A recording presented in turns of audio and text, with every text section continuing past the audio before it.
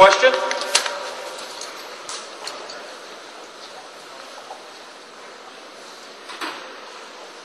Yeah, my name is Scott Smith, and I've heard it said government can raise revenues by either raising taxes or expanding the tax base. And my question is about the current hillside and ridgetop protection plan.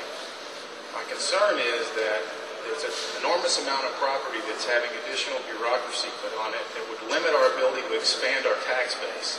I'd like to know, if, as mayors, what would you guys do to ensure that that doesn't affect our ability to expand the tax base? Would you consider an economic impact study to be done prior to any approval of that plan?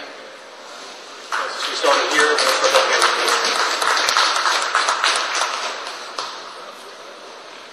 As far as the ridgetop development, I'm not as familiar with that as I would like to be. I'll change that. One of the things that we should look at anytime we're dealing with anything that involves land that people own and things like that is, we have to respect their rights too as property owners.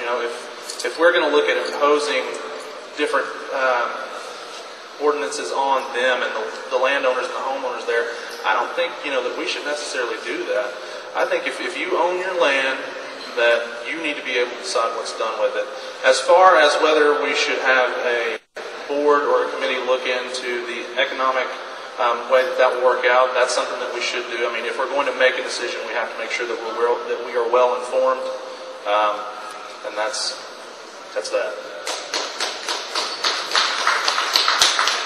Well, I've stood that I am for the people's property rights. I think a person that has a piece of property, he should have the right to develop that property as long as it doesn't hurt the neighbors or downstream.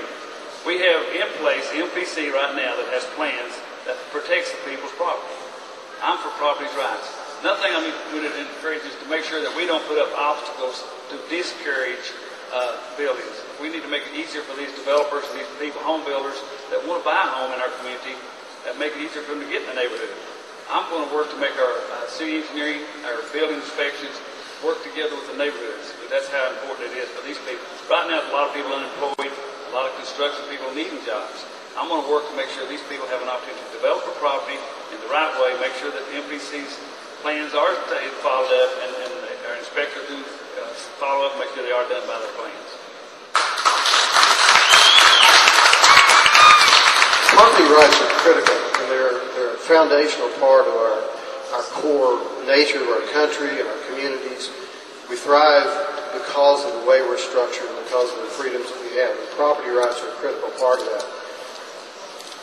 When you talk about people being able to use their land for whatever they want, we have to remember that this city and this county have had zoning in place for probably over a half a century now. I think significantly over half a century. And those zoning restrictions do say that you can do and can't do certain things on your property. So the question is, how do we address issues that have come to the forefront, like ridgetops and hillsides? I think that the way we've gone so far, although it's not a perfect process, has really created an important dialogue.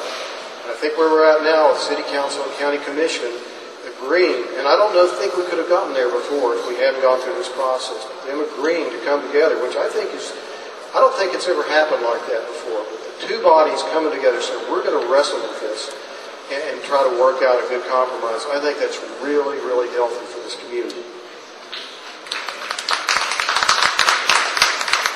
I think as East Tennesseans, we all appreciate the natural resources that we enjoy here. Our hillsides, our ridge tops, our lakes, our creeks, our greenways, and we all look to protect those, but we have to make sure that we're also protecting property rights at the same time. The joint group, the city and county are working together to come up with some new ideas. I thought that our first plan was a little too aggressive and did not support that. I'm glad we're taking another look at it, to be quite honest. Any time that government is ramming something down people's throat, I think it's wrong. I think that we need to incentivize through tax code the type of behavior that we want to support. And I think that the hillside ridgetop is really just a small piece of what should otherwise be a transferable density right that I'd love for us to look into and incentivize that type of behavior for our property owners. You know, I support property rights. I support the property rights of the people at the bottom of the hill, the bottom of the ridgetop, as well as at the top.